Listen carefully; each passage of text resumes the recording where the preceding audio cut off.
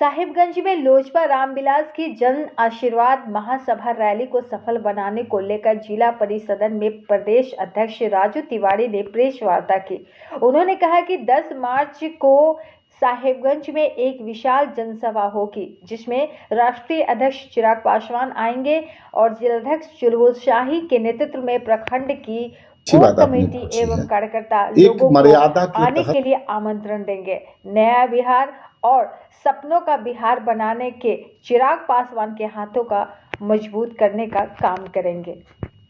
उस दिन उम्मीदवार की घोषणा राष्ट्रीय अध्यक्ष आएंगे, हो सकता है उस दिन उम्मीदवार की भी घोषणा हो जाए। तब तक तो हमको लग रहा है क्लियर हो जाएगा, बहुत कुछ हो सकता है उस दिन उम्मीदवार की भी घोषणा हो जाएगी।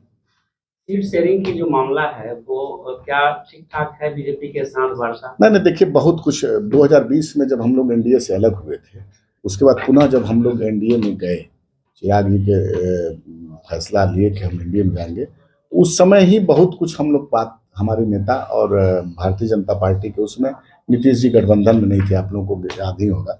तो उस समय भी हमारे नेता की बात लगभग हो चुकी थी सभी मुद्दों पर। अब बाकी मान लीजिए इधर नीतीश कुमार जी आए तो गठबंधन में कुछ बैठ करके बड़े नेता आपस में बात करेंगे और निश्चित रूप से जो हमारी बात पहले हुई है वो बात आज भी। पीएम के कार्यक्रम में नहीं आना क्या संकेत? देखिए, प्रधानमंत्री जी के कार्यक्रम में नहीं आने का जो आपने सवाल पूछा, वो चुनावी कार्यक्रम नहीं था, एनडीए की नहीं थी, वो सरकारी कार्यक्रम था। सरकारी लगभग बहुत सारी ढेर सारी योजनाएं जो सरकार जो जनता के लाभ के लिए है, उसका उन्होंने शिलान्यास किया। सुखद क्षण था, लेकिन पहले से ही उस कार्यक्रम में हमारे नेता का कहीं प्रोग्राम पहले से निश्चित था और वो सरकारी कार्यक्रम था, इसलिए वहाँ के लोकल सांसद, हमारे जिला के सभी, दोनों जिला औरंगाबाद में भी हमारी पूरी टीम, पूरे कार्यकर्ता, हमारे चाहने वाले सब लोग थे। बजाते उनका पास इशू हुआ था हमारे जिला अध्यक्ष बेगूसराय में, चाहे औरंगाबाद में, तो उसको अन्यथा नहीं लेना चाहिए, उसको किसी राजनीतिक विषय से जोड़ना कतई उचित नहीं होगा। अच्छी बात आपने पूछी है। एक मर्यादा के तहत राजनीतिक आरोप प्रत्यारोप होना चाहिए, अमर्यादित नहीं होना चाहिए, और विशेषकर चुनाव के समय ऐसा कोई भी दल हो, कोई भी दल के नेता हो, ऐसा कोई बयान नहीं देना चाहिए जिससे नीचे, क्योंकि बड़ा नेता तो बोल देता है लेकिन नीचे जो टकराहट होती है, इस सब बयानबाजी से बचना चाहिए। और कोर्ट ऑफ कंटेम्प्ट में आता है, मान लीजिए बहुत कुछ इतिहास गवाह है कि ऐसा शब्द न प्रयोग करें जिससे कहीं सामाजिक माहौल, जातीय माहौल बिगड़े, इससे परहेज करना चाहिए। एक हिंदुस्तान में संविधान है और संविधान के तहत बोलना चाहिए। अगर संविधान के तहत कोई नहीं बोलता है तो उस पर तो निश्चित रूप से एफआईआर होना चाहिए।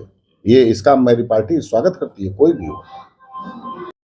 राजनीतिक रूप से कोई ऐसी बातचीत नहीं चल रही है, क्योंकि गठबंधन धर्म की एक मर्यादा है और हम पहले अकेले थे तो सबसे बात होती थी, लेकिन आज जब हम लोग एनडीए में आ गए हैं तो अभी कोई ऐसी बातचीत नहीं होती। अब मान लीजिए सामने पढ़ने पर मुलाकात हो तो पक्ष विपक्ष से बात करना कोई बुरा बात नहीं है, लेकिन अभी कोई ऐसी बात, राजनीतिक बात कुछ नहीं हो रही है। हम लोग एनडीए में पूरी तरह से एकजुट हैं और एनडीए के साथ हैं, और हमारे नेता आदरणीय चिराग पासवान जी तो इस मामले में बदनाम है प्रधानमंत्री जी के नीतियों को गुणगान करने में, और प्रधानमंत्री की नीतियों से तो पहले भी प्रभावित है। आपने देखा होगा कि हमारे नेता ने 2020 में क्यों नहीं भारतीय जनता पार्टी को के खिलाफ चुनाव लड़ा, क्योंकि हमारे जो विजन है प्रधानमंत्री का, उसमें हमारी पार्टी पूरी तरह, हमारे नेता, उनकी सहमति है।